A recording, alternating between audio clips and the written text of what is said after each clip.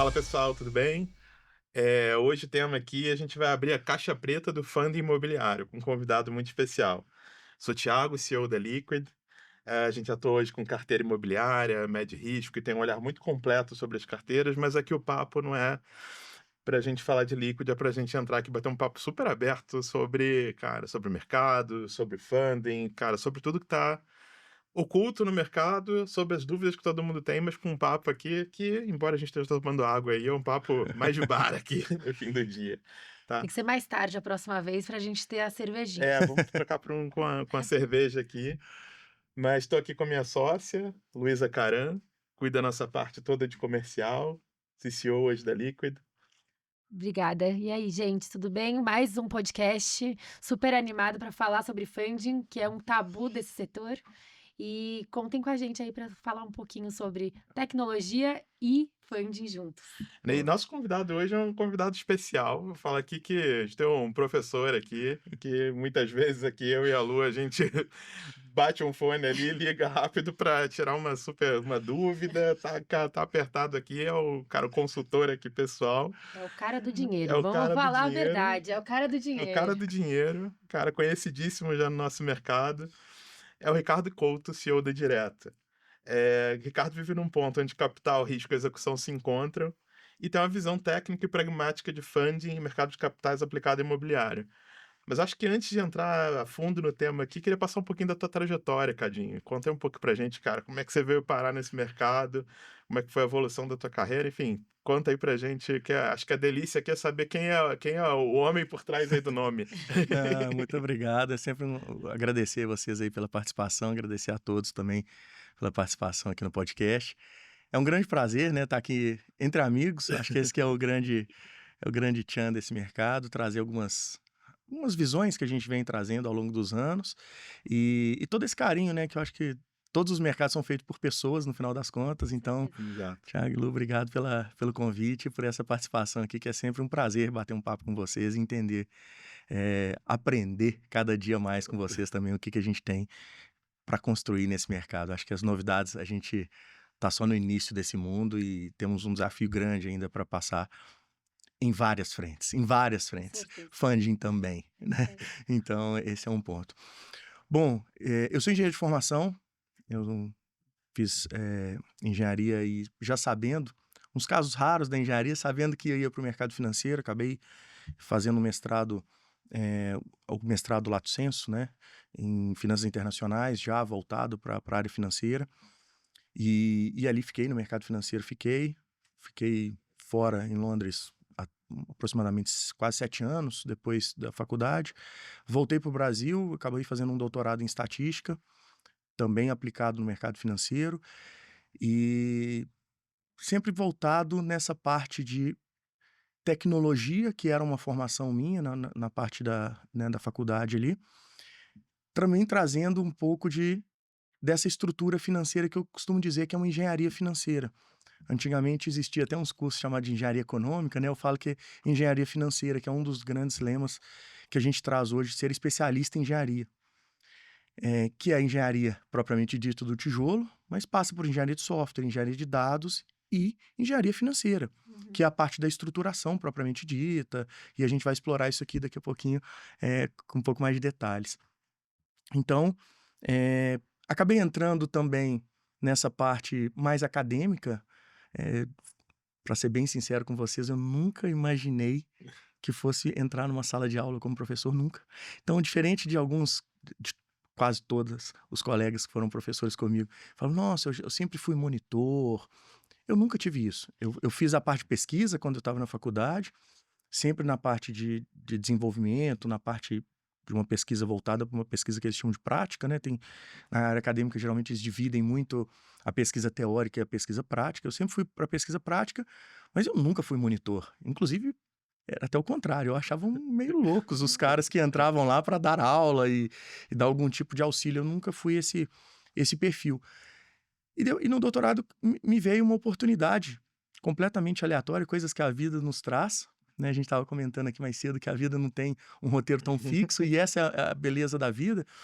E isso me trouxe uma oportunidade de entrar para a sala de aula numa universidade que precisava de alguém com o meu perfil, eu falei, poxa, eu vou tentar, né? Eu quero tentar, e também me deram o risco, né, de assumir um péssimo professor que na verdade não era professor. E me encontrei durante alguns anos, aquela parte de trazer a pesquisa para as pessoas que estavam ali numa formação um pouco mais com viés prático, mais com uma qualidade técnica que também fosse interessante. Esse é um grande ponto. Aprendi bastante isso lá em Londres, só para ter uns números do que a gente está falando aqui, né? Tirando na parte do mercado financeiro internacional em Londres, lembrando que quando eu estava lá era pré-Brexit, então era um cenário bem diferente do que temos hoje. O cenário lá era um cenário em que era o maior número de operações e maior, né, multinacionalidade que existiam das transações era em Londres, mais até que em Nova York. Os volumes financeiros em Nova York são maiores porque os headquarters costumam estar em Nova York e as boletas saíam em nome de Nova York. Mas em número de transações, Londres muitas vezes batia esse valor. Então era um centro financeiro muito ativo. E tirando o staff de bancos, da parte de analistas e profissionais que atuavam diretamente no mercado, mais de 80%, quase 85% tinham mestrado ou doutorado. Isso me trouxe um perfil diferente de atuação no mercado, que era aqui no Brasil, principalmente, a gente tem uma visão que o mestrado e o doutorado têm um viés muito acadêmico, né? Ou praticamente só acadêmico. Só para vocês terem uma ideia, na minha turma do doutorado éramos 6, eu era o único que não era professor. E eu fui visto como um diferente, uma ovelha negra dentro da turma. Porque quando eu entrei na turma, eles falaram assim, quem é você? Você é professor de onde? Eu falei, eu não sou professor. Inclusive, eu nunca fui professor. Piorou. Eles me achavam quase que um avatar dentro daquele ambiente, né? Então, é um perfil muito diferente do que se tem lá fora. E eu vi uma oportunidade que não podia ser, não precisava ser assim. Ou não precisa ser assim, porque esse cenário ainda vive aqui hoje. E por que eu digo isso? Porque existe um mundo muito bom na academia, né, no mundo universitário, ali, de conhecimento e pesquisa, que pode ser trazido para o mundo profissional. E as pessoas quase que isolam esse mundo. Ah, você é um cara pesquisador, então você é pesquisador, sonhador. E a gente precisa desse sonho, dessa redoma, de cuidar dessas pessoas. Mas a gente também tem um lado profissional que não pode ficar simplesmente falando assim, eu não vou ler nada, eu não preciso fazer nada com essa qualidade técnica que esse mundo acadêmico requer. Então, essa ponte entre o mundo acadêmico e o mundo profissional, eu sempre tive essa paixão, desde a época de faculdade, não à toa, comecei na iniciação científica lá no início da faculdade, e comecei com coisas aleatórias, só para passar para todo mundo também que acha que a carreira é uma coisa tão linear. Né? Eu cheguei a publicar algumas coisas em pesquisa de coração artificial na Legal. bioengenharia, e junto com a universidade, que era o FMG, com o Dante Pazanese, o Instituto Dante Pazanese aqui de São Paulo. A gente publicou em alguns artigos internacionais, inclusive instalamos o coração numa ovelha, que teve uma sobrevida de 3 meses com o nosso coração. Enfim, foram algumas coisas que foram trazendo e que depois eu fui para o mundo financeiro e de lá não mais saí. Mas são coisas que a vida nos traz de conhecimento que a gente pode utilizar a parte boa dos processos para melhorar as coisas. E aí, voltando aqui já como professor, terminei o doutorado, estava como professor, mas também tinha uma empresa de gestão patrimonial e de consultoria de risco, de operações, muito na parte de estruturação de produtos, que é onde eu me especializei nessa empresa lá em Londres, de desenvolvimento de novos produtos e na parte quantitativa, que a gente chamava. E a partir dali, a gente trouxe isso para o Brasil, fazendo uma gestão patrimonial. Acabei indo para o Banco Inter como gestor de fundo. Então, eu fui inicialmente como gestor de fundo, acabei assumindo outras cadeiras lá e montando toda a parte da corretora, da parte de previdência, todas as soluções de investimento para pessoa física, a parte de research trading e a parte de gestão também, gestão de fundos e administração fiduciária. Então, pegava as mesas institucionais, também de pessoa física, toda a parte de investimentos. E aí a gente começou a ter contato com algumas áreas interessantes, né? Principalmente no setor imobiliário, era um setor que desde as estruturações que a gente fazia lá em Londres muito no mercado africano, nosso foco era o mercado emergente, focado em mercado africano, e a América Latina depois, mas muito no mercado africano no início.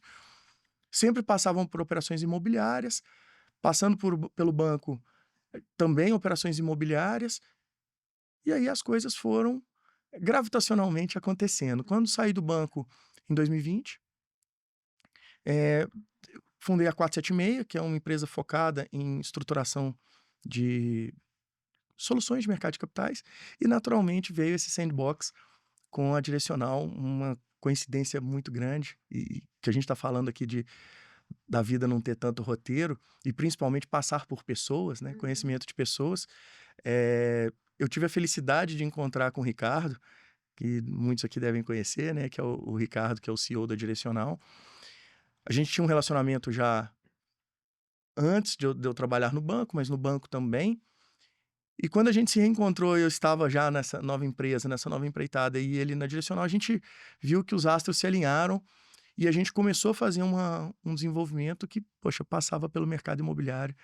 E aí veio a Direto, o projeto que depois veio a se chamar Direto. Então, é um projeto que muito mais vem de pessoas, que é o que a gente acredita. A gente sempre né, conversa sobre isso aqui com você. Assim, todos os eventos que a gente tá junto e toda vez que a gente fala, poxa, isso passa por pessoas. Inclusive o relacionamento líquido e direto passa por pessoas, né? Inicialmente vem pelo sincronismo ali. E foi assim que a Direto nasceu e assim que a Direto vive, com esse relacionamento de pessoas acima de qualquer coisa. Claro, não podemos esquecer a parte técnica, mas é um relacionamento de pessoas. Eu ia só perguntar uma coisa nada a ver, que tem tudo a ver com o que você acabou de falar, mas por que direto? Tem a ver com direcional ou não? A Direto pode ter até a ver, É. Luísa. Pode até ter a ver. Eh, ele vem com um sentimento de ser direto e reto. Direto ao ponto, sem curvas. A gente via que esse mercado imobiliário, junto com o mercado financeiro, são 2 mercados que parece que falam 2 línguas diferentes. E não pode ser assim, Uhum. né? E isso, só para a gente dar uma ideia também para os ouvintes aqui do que a gente está falando, esse projeto da Direto, que veio a se chamar Direto em 2021, a concepção dele foi em 2020. E a gente sempre questionou isso. Por que o mercado de tijolo, né, o mercado da engenharia civil ali, é tão diferente e não consegue falar a mesma língua do mercado financeiro? E por que o mercado financeiro também não consegue entender o mercado de engenharia? E, e a gente viu que isso não poderia ter curvas. Isso tinha que ser reto, tinha que ser um caminho muito reto. Não Uhum. poderia ter aquele tanto de fricção e o tanto de quebra-molas que a gente até então via. Então tem que ser um caminho reto e direto ao ponto. Então, tudo isso nos trouxe, essa retidão nos trouxe, e é isso que nos guia em várias das nossas ações Uhum. no Não, dia a faz dia todo de como sentido, tratar né? as coisas. Cara, retidão eu acho um dos princípios mais importantes. E eu tava outro dia com meu sócio que eu falei, poxa, o Dave é um cara retilíneo, ele ficou puto comigo. Mas eu acho que é um É, valor muito bom, que você pode, cara, contar com aquilo, você cara, vai estar ali e vai ter constância e vai trazer confiança. Eu acho que esses são pontos muito importantes. Mas, Cadinho, eu acho que da trajetória, cara, assim, acho que um ponto que tem muito em comum também meu com a Lu aqui é que a gente vem de trajetórias sempre muito muito diferentes, né, e essas trajetórias elas vão se somando para construir quem a gente é, onde a gente está hoje. isso. E, dentro do mercado imobiliário é muito comum, a gente encontra, obviamente, muitas empresas ali que têm, putz, 30 dezenas de anos, anos, 30 anos, 40 20 anos. anos, são familiares, então a família ali está com uma obrigação de sucessão, ou seja, já nasceram ali, mas também é um mercado em que praticamente todos os profissionais que entram são outsiders, né? De certa forma, você não tem as formações que te É difícil. preparam para esse mercado imobiliário, porque ela mistura o financeiro Isso. com a engenharia, com construção. Então, assim, são muitos pontos que se misturam nessa trajetória. Mas eu ia fazer aqui uma outra visão, acho que puxando lá, fazendo uma ponte aí da tua trajetória lá do coração da ovelha, vindo aqui direto para o coração do mercado imobiliário, cara. Como é que você pensa, o que você desenharia para a gente esse mercado de funding, pensando o funding do mercado imobiliário como coração do mercado?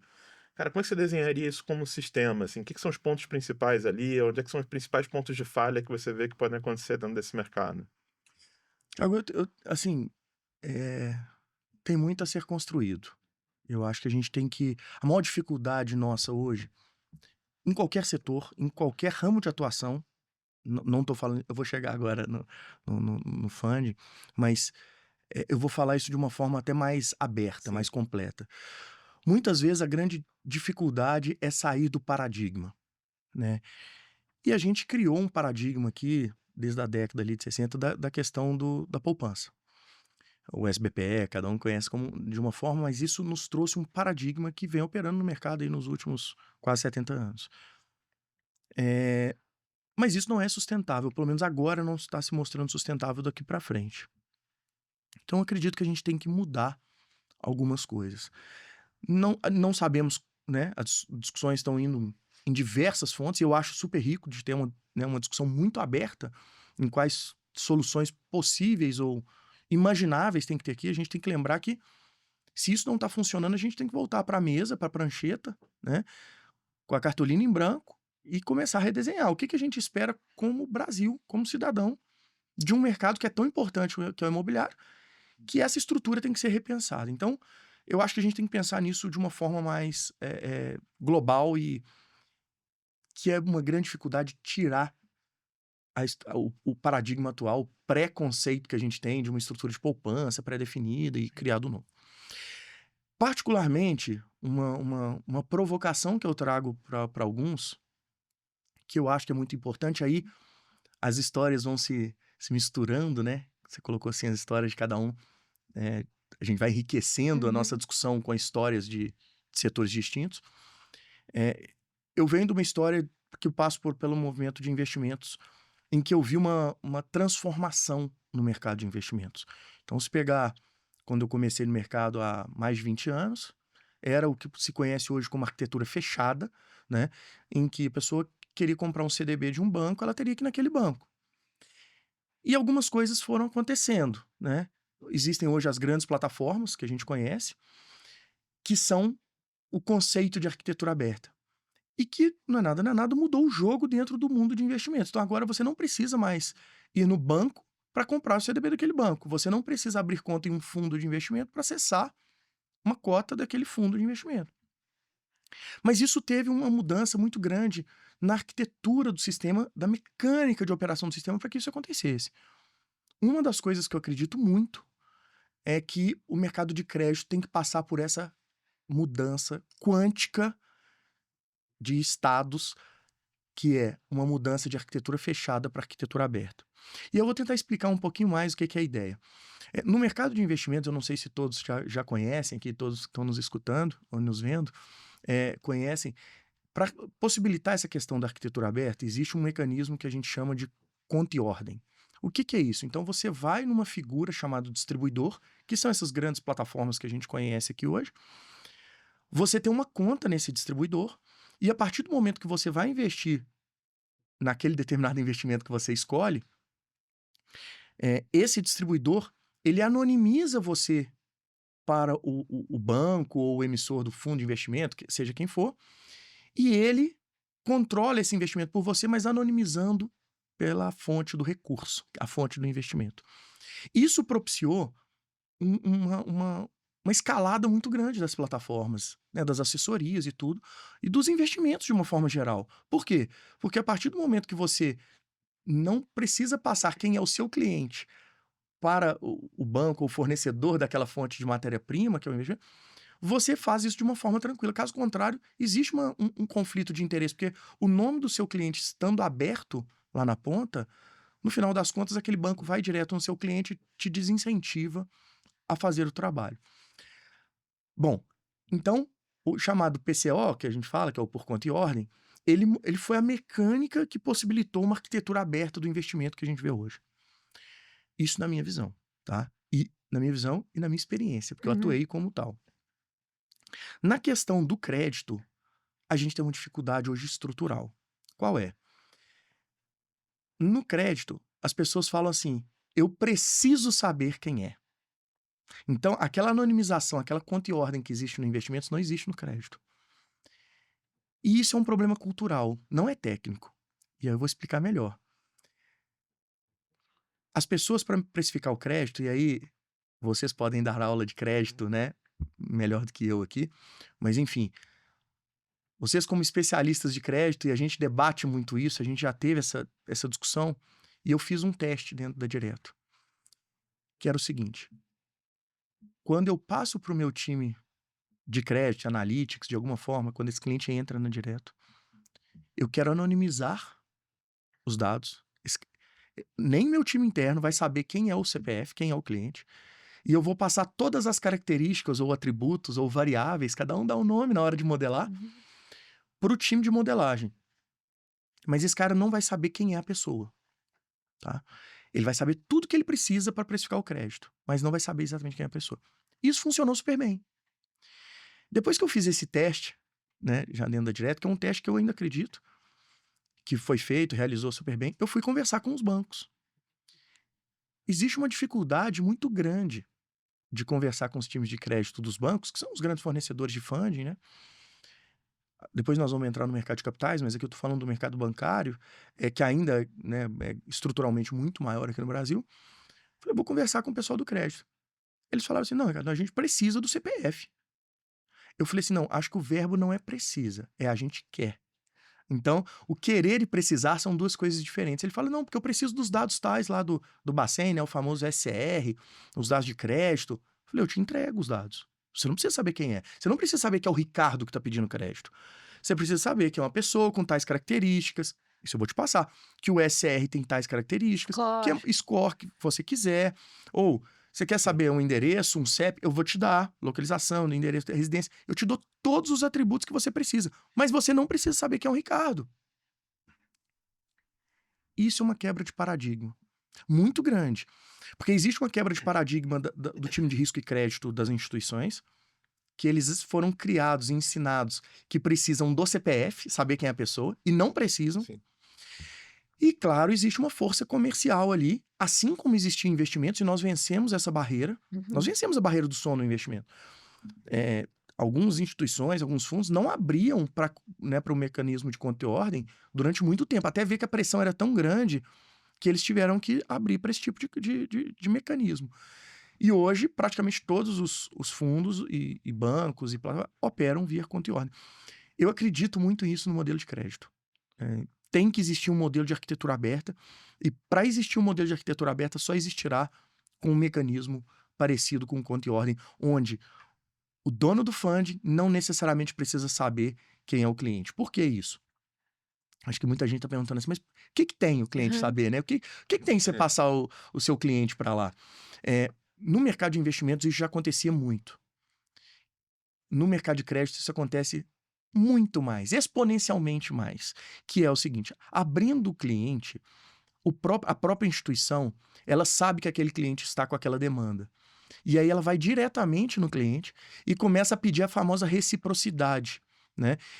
E aí pronto. Aí o cliente fica exposto e a plataforma ou o distribuidor, a figura que trouxe a operação, fica completamente vendida, né, nessa operação. Então, esse relacionamento não pode ter essa abertura para que as instituições, sabendo da oportunidade, que não foi originada por elas, comecem a buscar um cross-sell ou um upsell ali que não lhe faria sentido ou não lhe faz jus. Então, esse é o papel. Foi por isso que as instituições de investimento, os distribuidores de investimento, fizeram tanto sucesso depois do PCO, e eu acredito que é uma ruptura estrutural que a gente precisaria ter no mercado de crédito para também ter o mesmo avanço no lado do crédito. Boa.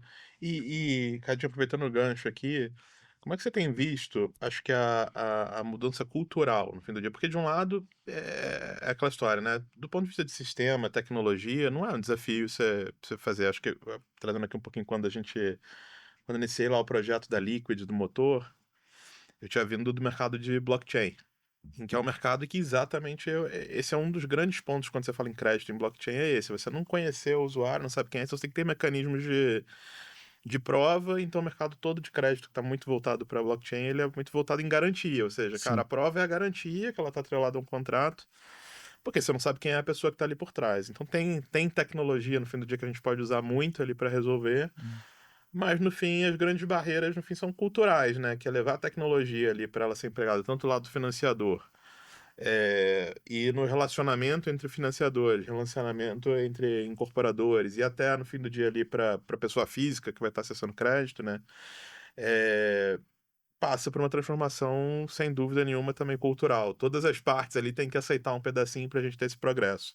Sim. Mas eu acho que você que está na trajetória aqui, você tem visto esse ambiente se formando para a gente poder chegar a esse ponto? O que que você acha aí para Eu gente? acho que tá mais lento do que eu gostaria.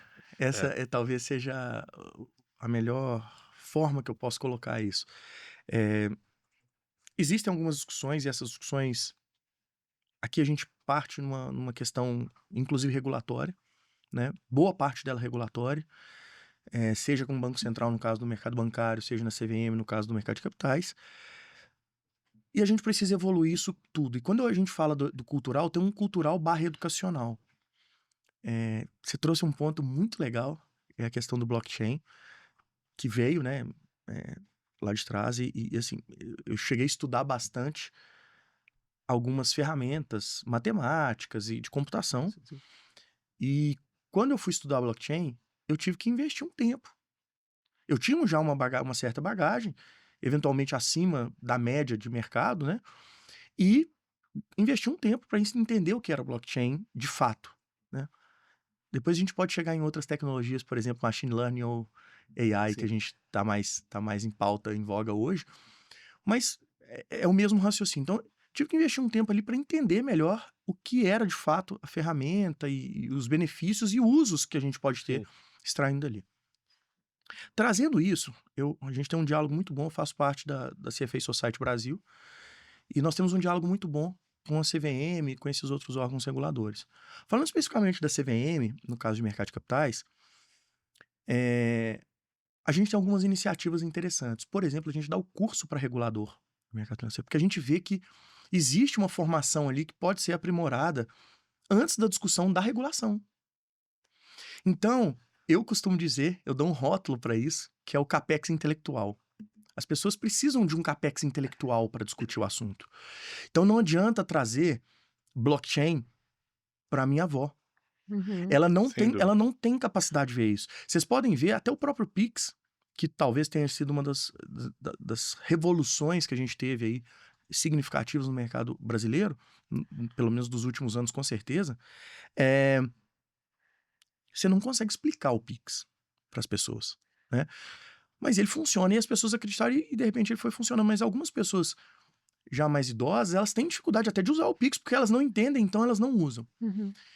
E tem o receio de usar, né? E tem um receio de Que eu usar. acho que daí conecta também com esse mercado, que É no muito final. interessante. Eu tive a mãe de um motorista que eu peguei outro dia agora num aplicativo, ele falou assim: minha mãe só usa dinheiro. Eu falei, mas isso não existe mais. Não deveria existir mais. Ele falou assim: não, ela só anda com dinheiro porque ela morre de medo desse tal do Pix.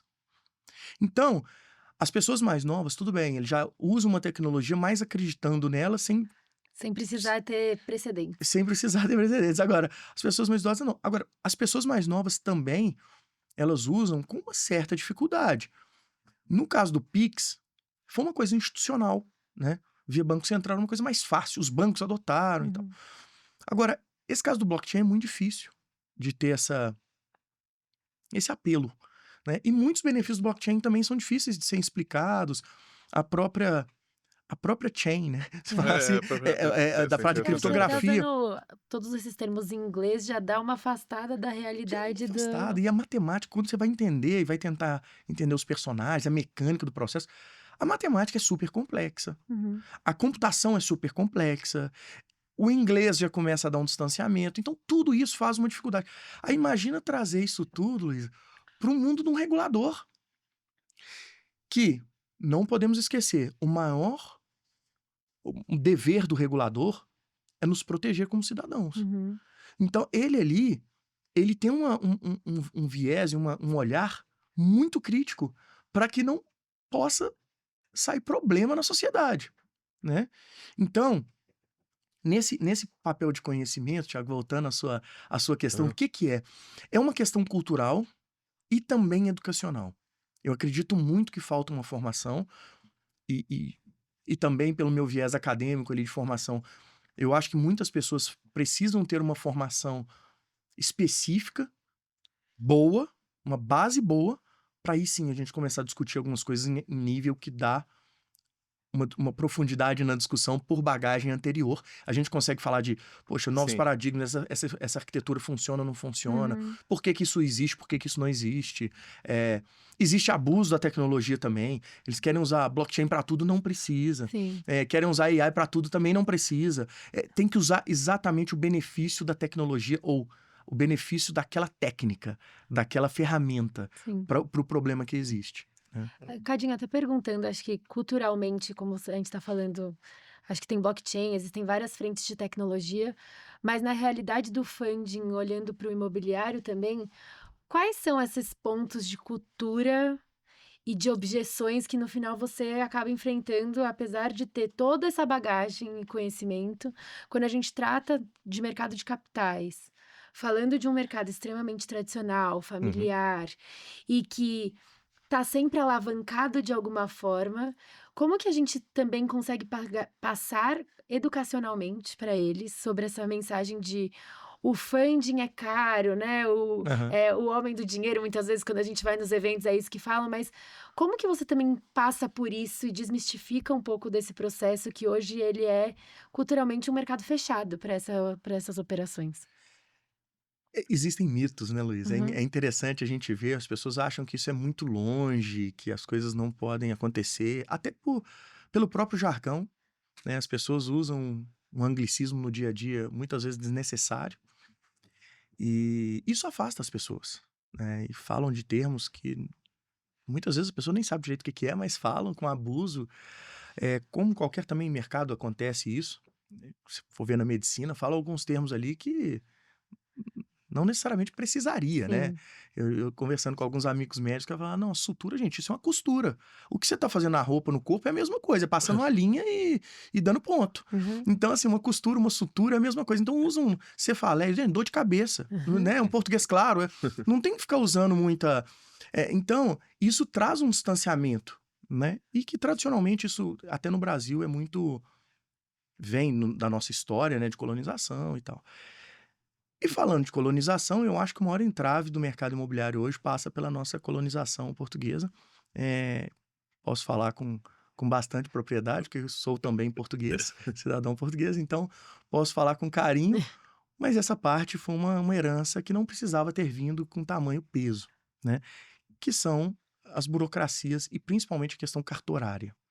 Eu acho que, falando um pouquinho de cartório aqui no Brasil, principalmente cartório de imóveis, que diferente de outras atribuições de outros cartórios, existe um monopólio, existe uma burocracia ali, ele é um grande entrave no mercado hoje.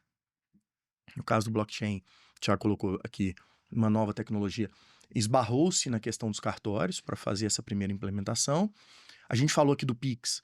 O Pix ele é a ponta do iceberg de um projeto muito maior, né, de estrutura usando tecnologia do blockchain para diversas coisas, uma delas garantias. E o mercado imobiliário seria um deles. Então chegou-se a fazer alguns testes com títulos públicos do governo, uhum, intra-instituições, intra-bancos, né, falando uhum. mais português mais claro aqui. E infelizmente foi desidratado o projeto que seria o projeto total do Pix, né? E a gente perdeu um pouco esses benefícios. Mas a grande discussão que existe no mercado imobiliário, e que travou especificamente o mercado imobiliário, diferente do mercado de automóveis, por exemplo, que já existe um registro unificado, sim. é a questão do mercado ser um cartório e os cartórios terem essas autonomias que chegam a ser, no mínimo, estranhas dessa herança portuguesa que a gente trouxe, cartorária. Isso é uma grande barreira para a gente vencer e dar menos fricção e tudo mais. Pelo outro lado, a gente tem um lado educacional. Eu costumo dizer, isso é natural também, muitas vezes no mercado acadêmico, no mundo acadêmico, as pessoas me perguntavam assim: pô, Ricardo, assim, a gente tá fazendo engenharia, mas eu não sei fazer conta. Conta que eles falam é conta financeira, Aham. né? Aham, Porque, lógico, o engenheiro não sabe fazer conta. O que ele mais sabe fazer uhum. deve ser Sim, conta, sim. né? Senão ele estaria no lugar errado, por definição. Mas, é, teve existe um gap ali na escola de engenharia, a gente não sai sabendo fazer conta financeira, viabilidade. Isso é muito importante. Aí as pessoas falam assim, mas então a escola de engenharia é ruim. Não, a escola de engenharia não é ruim. Não é isso que eu defendo. Inclusive, eu acho que a escola de engenharia é muito boa. Lembrando que né, a minha formação é na UFMG, a escola de engenharia da UFMG é extremamente tradicional, forte em engenharias de uma forma bastante ampla. E eu acho que o currículo é muito legal. É porque esse currículo precisa ser complementado e aí você vai complementá-lo fora. Não dá para ter uma faculdade que vai te ensinar tudo. E se você começar a ter um lado muito financeiro, muito administrativo ali, muitas vezes você perde a tecnicalidade que você precisa da engenharia naquele momento. Porque dificilmente alguém vai voltar na parte técnica da engenharia para estudar depois, se não for aquele cara especialista, né? Então, trazendo um pouco da carreira do engenheiro, e isso reflete no nosso mercado, porque o nosso mercado é super fragmentado. A barreira de entrada, ela não é tão grande. Existe uma questão do capital, mas não é tão grande. Então é muito fragmentado. Se você pensar, né, e todos os ouvintes aqui vão lembrar de algum amigo que é construtor, de alguém que... O que é? São 2, 3 amigos que saíram da faculdade ali e foram criar uma construtora, com o sonho de fazer um IPO e virar uma dessas listadas que a gente conhece hoje. E é excelente isso. Isso é muito bom. Só que a gente não pode esquecer que na escola de engenharia a gente sai sabendo engenharia. A gente não sai sabendo tudo e não sai sabendo finanças. Eu tive um caso muito interessante durante o meu último ano de engenharia. Eu estudei para fazer aquele teste. Existe um teste para fazer a pós-graduação em economia no Brasil, o mestrado e o doutorado, que é a ANPEC. Eu estudei durante o último ano de engenharia para fazer a ANPEC. E uma das dúvidas que eu tive financeira, eu fui em um professor meu de usinas hidrelétricas, para vocês terem uma ideia. Fala, poxa, professor, que eu tô com uma dúvida aqui nesse fluxo financeiro, era quase que uma viabilidade da usina. Ele falou assim, eu não sei o que você tá falando. Eu falei, professor, mas isso é a viabilidade, se a usina para de pé ou não para, tá? Ele, não, eu sei se a usina vai parar de pé ou não, estruturalmente falando, e se ela vai ser a melhor usina do mundo em termos de eficiência. Se ela vai ser viável é outro problema. Eu não sei fazer isso aí. E aquilo me deu um estalo. Eu falei, poxa, agora eu tô entendendo o que é a escola de engenharia. Então as pessoas vão para lá achando que é uma escola de viabilidade. Não é.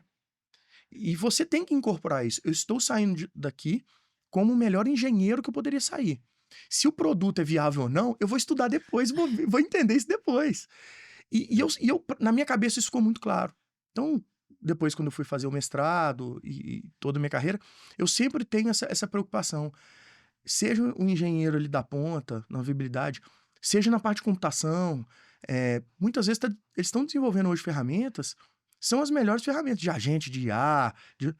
É viável? O especialista que está ali pesquisando e debruçando sobre isso, ele não tem a cabeça do financeiro para saber se aquele produto é viável. A cabeça dele é desenvolver o melhor produto possível. Vocês entendem que isso é uma habilidade bem diferente? O modo de pensar é diferente, a preocupação dele tem que ser diferente. Porque o pesquisador não pode ter essa cabeça quando ele acorda para pesquisar. Eu vou voltar no mercado, mas eu vou contar um assunto que me falavam quando eu fazia pesquisa. Eu cheguei a fazer pesquisa de uma forma mais intensa, né? E foi interessantíssimo isso. O pessoal falava assim, você está fazendo pesquisa, você pode trabalhar, conciliar com o trabalho, você faz umas 2 horas de manhã, uma parte administrativa e tal, e o resto do dia você pesquisa. Eu falei, não, eu não faço isso. Eu não consigo fazer isso. E eu nunca vi ninguém fazer. Porque quando você entra no modo de pesquisador, eu tenho que acordar no dia com espírito de pesquisador, tomar meu café da manhã com espírito, e a partir dali eu entrar num modo. Eu não saio mais. Se eu sair, vai ser no final do dia que eu não consigo voltar. Então eu vou sair dali para virar um lado executivo, que dali eu não preciso voltar. Mas são 2 mundos diferentes, porque a cabeça requer até o gasto energético é diferente. Voltemos para o mundo imobiliário, Luísa, que você me perguntou. Você falou assim, mas e aí? O que é um modo cultural aqui trazendo a estrutura que a gente vê de mercado dessa fragmentação, tem muitos engenheiros bons, mas poucos conhecem de finanças também. Eu posso falar, eu conheço eu sou um privilegiado na história. privilegiado na história. Poucos conhecem essa história, mas o Dr. Ricardo, fundador da Direcional, foi primeiro de turma na Escola de Engenharia da UFMG. E o Ricardo Ribeiro, hoje, também conhecido como Ricardinho, ele foi também o primeiro de turma na UFMG. Ele foi o primeiro quando ele entrou e também quando saiu foi o primeiro de turma. E é a única história até hoje na Escola de Engenharia da UFMG de pai e filho serem primeiro de turma. Então eu não preciso nem falar. Né?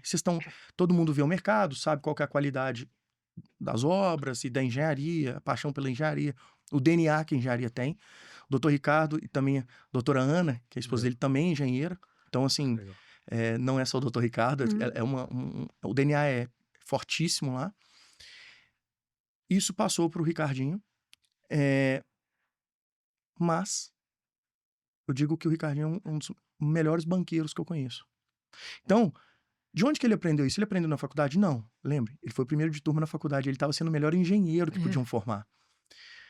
E hoje eu conheço um dos melhores financistas que eu também posso conversar sobre o mercado financeiro de uma forma geral. Então, esse aprendizado veio pós-engenharia. E por que que isso é muito interessante? Porque quando a gente vê nesse mercado fragmentado ótimos engenheiros, e a gente vê hoje empresas com ótimos engenheiros que estão passando dificuldades financeiras. Você vai falar, mas e a obra? Não, a obra é linda. Está super bem executada. Só tem um problema. Ele não entende de dinheiro. E o não entender em dinheiro num ciclo longo, de capital intensivo, isso mata. Isso mata. O dinheiro no tempo, ele mata. E as pessoas só veem isso com o passar do tempo. E vão sangrando aos poucos.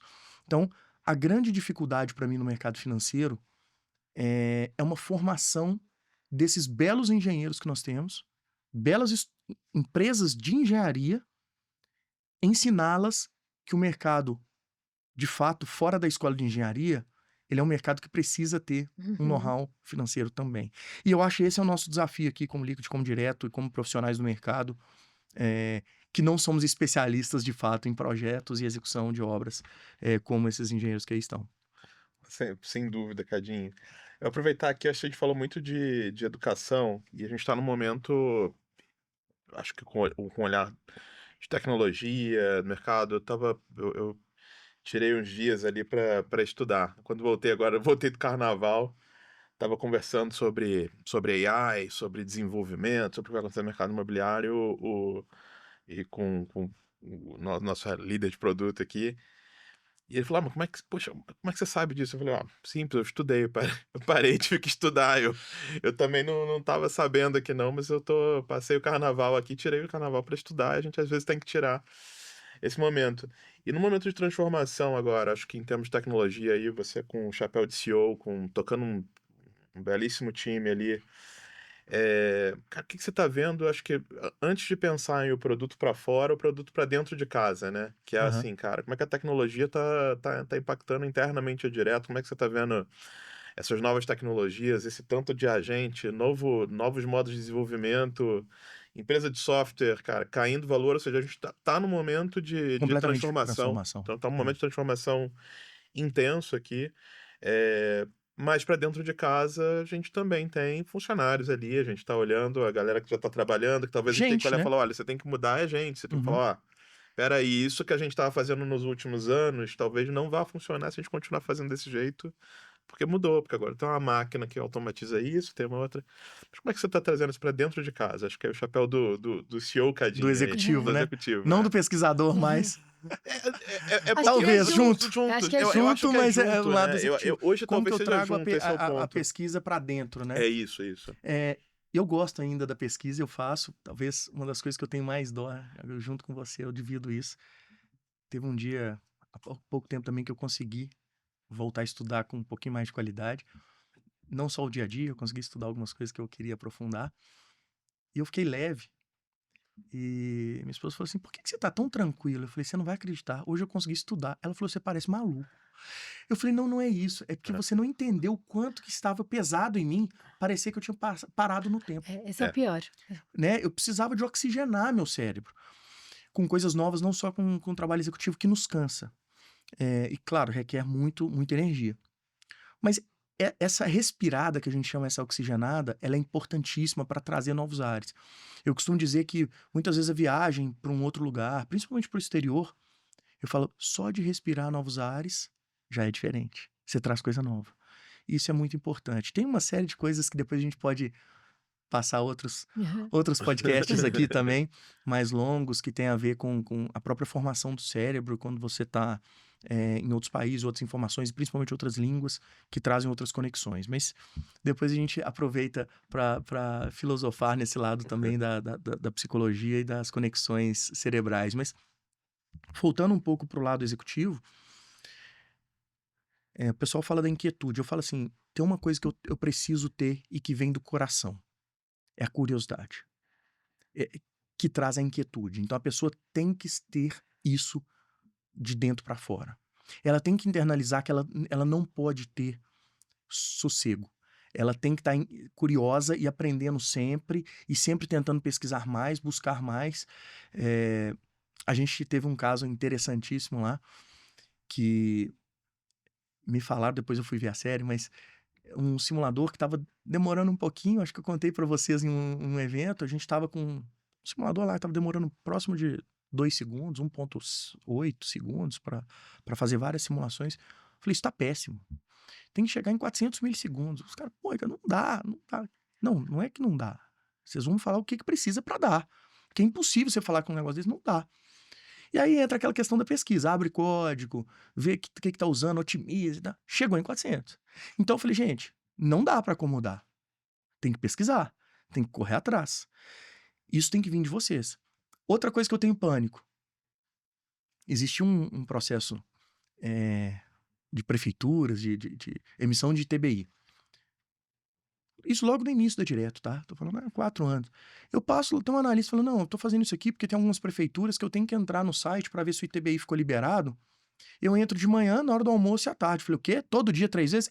Não é você mais. Acabou. Tudo que você for fazer já não existe. Isso, por definição, não pode existir. Então, são coisas que eu tenho um pouco de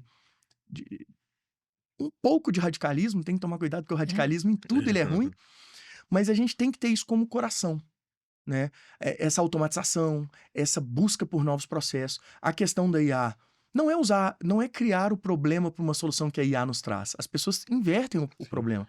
Eu falo, gente, vamos pela fruta baixa. Eles começam a querer fazer foguete com a IA. Eu falei, gente, não é isso. Nós estamos com um problema aqui que muitas vezes é buscar uma certidão no cartório. Uhum. Vamos resolver ele. Se vai ser com IA, se vai ser o jeito que for, ele tem que funcionar. Então tem muita gente que começa também a usar a tecnologia para um problema que não existe. Tem que esse conhecimento que você colocou bem, né? O link do conhecimento. O conhecimento ele tem que ser tão grande da tecnologia para você conseguir entender exatamente onde ele pode te ajudar na execução de tarefas a desenvolver o negócio.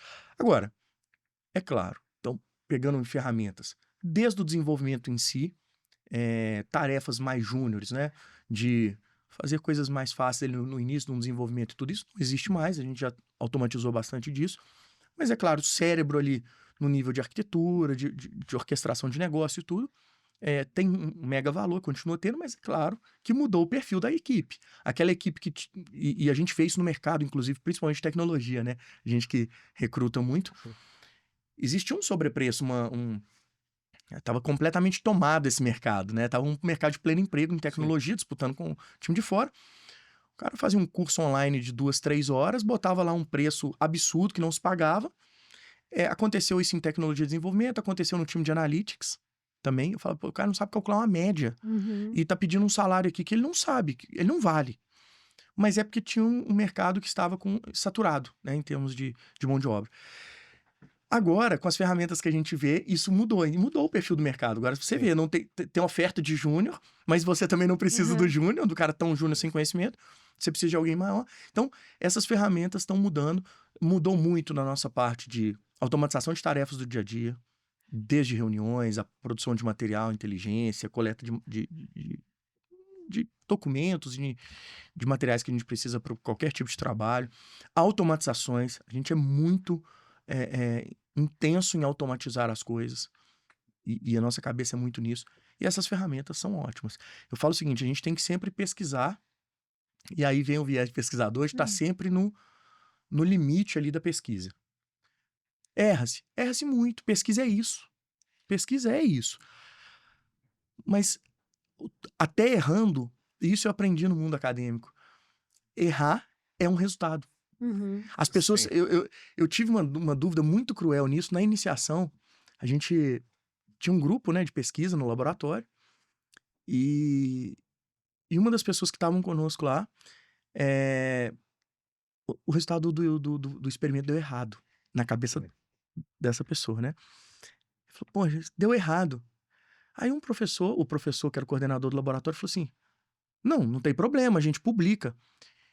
Falou assim, como que eu vou publicar? Deu errado. Ele falou, não, aí ele me ensinou isso na faculdade. Ele falou, não existe errado. Tudo é conhecimento. Uhum. Então, se você provou, alguém não vai errar de novo o que você errou. E aquilo me trouxe uma concepção diferente do que é pesquisa, do que é conhecimento. E isso me ajudou muito no conceito. Então, hoje eu falo isso muito pro pessoal dentro da empresa. Eu falo, gente, pesquisa é isso. Não quer dizer que sempre vai ter um caminho. Senão não é pesquisa. Fazer um exercício de um livro que tem resposta no final tá muito fácil. Uhum. O difícil da pesquisa é não saber o fim. Acho que só pegando esse ponto também, empreender tá muito ligado a isso também. Muito. Porque a gente fala muito isso no dia a dia, que você tem que tomar decisões por pesquisas que a gente faz e que a gente direciona, e talvez a gente tome a decisão errada. Sim. E a decisão errada, ela é melhor do que uma não decisão, né? A inércia de você não tomar uma decisão quando você precisa de um caminho a seguir, é melhor todo mundo errar, né, de alguma forma. Mas eu falo muito isso pro meu time, a unicidade, ela é burra. É. Porque se todo mundo concordar que é o mesmo caminho sem ninguém pesquisar, Questionar. ter curiosidade de saber se a minha decisão ela é a melhor, eu posso ser o direcionamento do time, mas eles precisam questionar o porquê que eu tomei aquela decisão. Sim. Então, eu acho que quando a gente traz isso para dentro de casa e para fora, que é empreender, você olha para fora para o cliente, e aí você entende a dor dele, como a gente vai construir para ele, e dentro de casa como eu vou moldar dentro de casa e como eu vou deixar eles curiosos o tempo todo para questionarem. Porque eu acho que, para mim, a minha maior aflição é quando eu falo alguma coisa, todo mundo fala assim, nossa, é verdade. Eu falo, não. Eu falei, nossa, vai dar. Já começou Já errado. deu errado. Já começou Já errado. entendi. Eu falei, gente, o que a gente O pode conceito não é fazer esse. então? Porque vai dar errado. Mas eu acho que você falando isso, Cadinho, e tendo toda essa sua trajetória, é muito...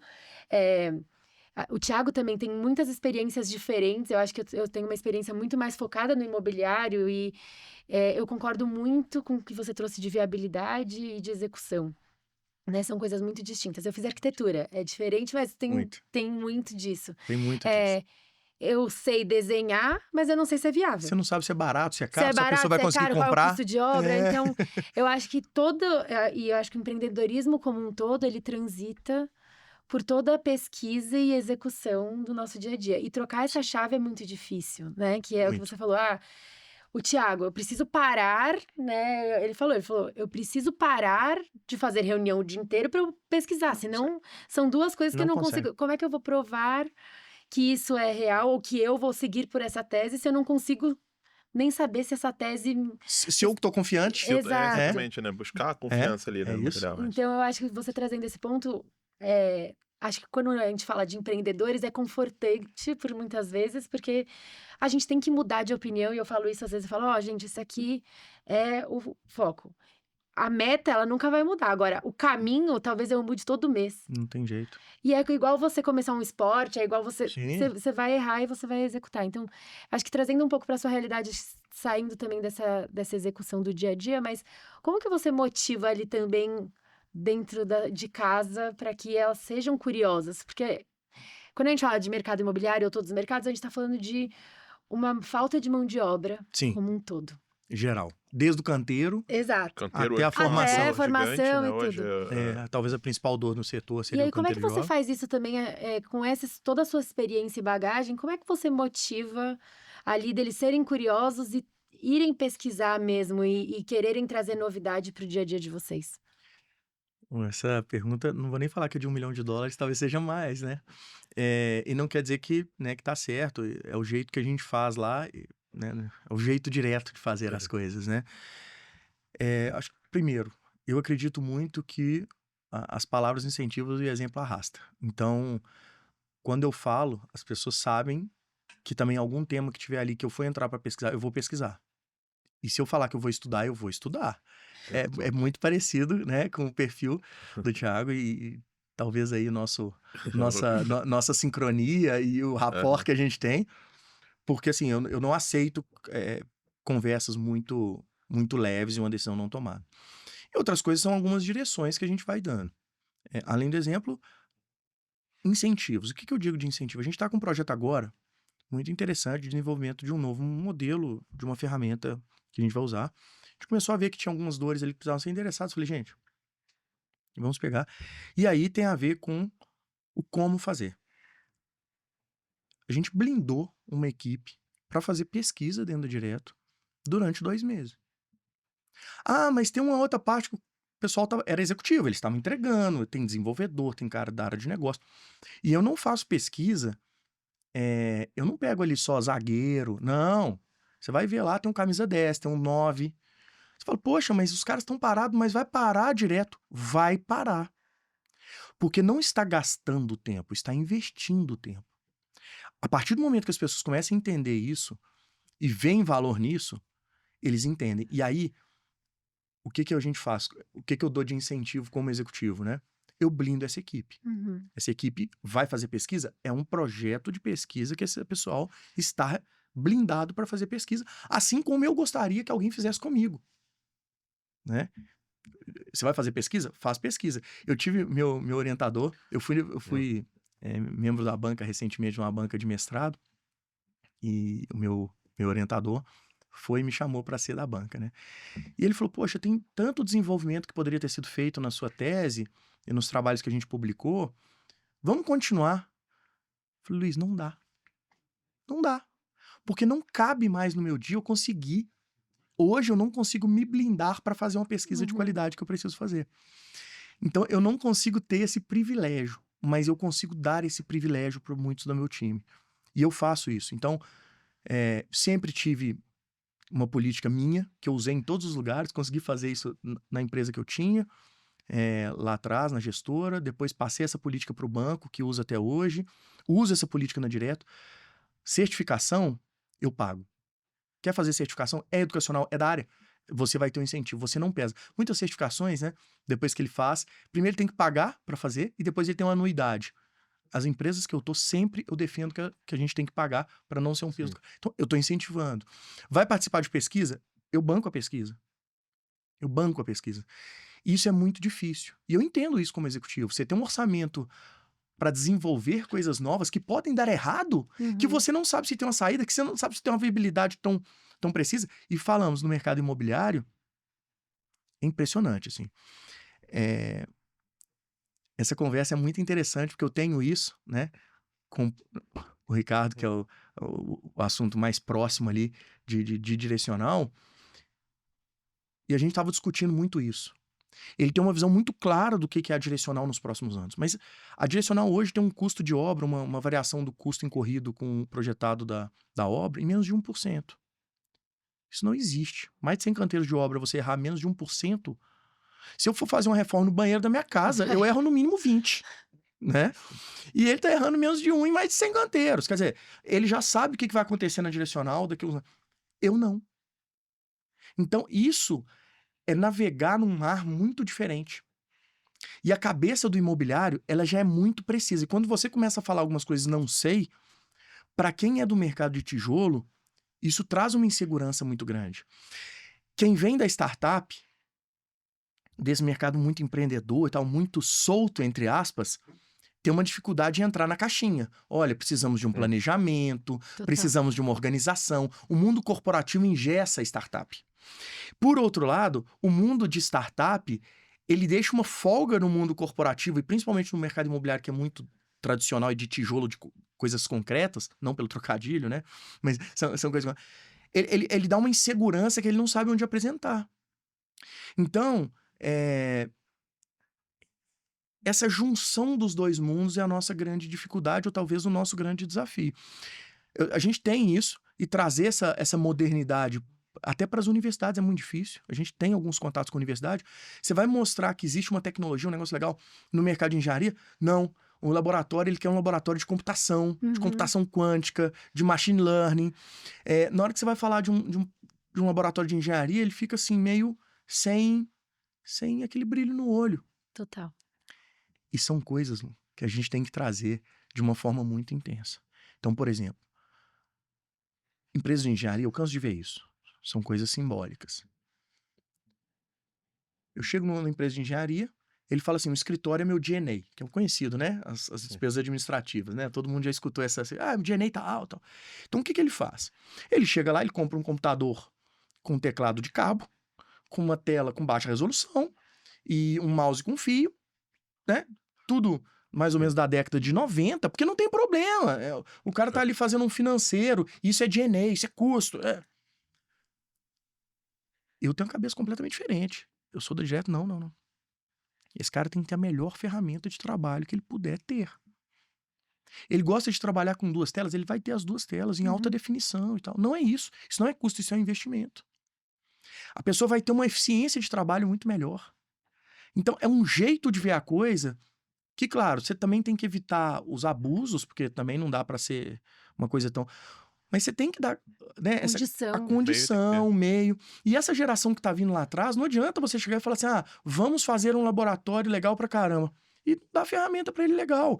Ele tem que ter o melhor software pra trabalhar. Ele tem que ter as melhores licenças das melhores AIs pra trabalhar, que ele não teria na pessoa física. As melhores máquinas pra trabalhar. A gente fez um projeto de pesquisa dentro do departamento de estatística lá da UFMG e de matemática. Sabe qual que era o grande atrativo pro pessoal? Falava assim, olha, você vai ter toda a arquitetura. Primeiro, eu vou te dar os dados que você não tem.